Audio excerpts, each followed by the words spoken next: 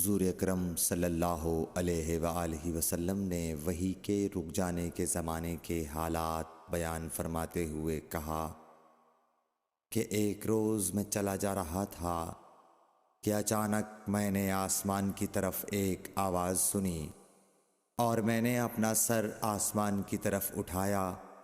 کیا دیکھتا ہوں کہ وہی فرشتہ جو میرے پاس غار حرا میں آیا تھا وہ آسمان و زمین کے بیچ میں ایک کرسی پر بیٹھا ہوا ہے۔ میں اس سے ڈر گیا اور گھر آنے پر میں نے پھر کمبل اوڑھنے کی خواہش ظاہر کی۔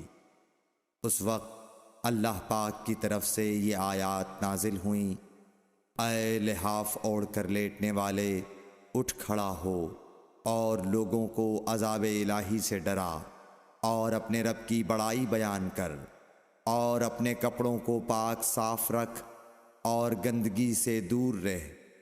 اس کے بعد وہی تیزی کے ساتھ پے در پے آنے لگی۔ صحیح بخاری حدیث نمبر 4۔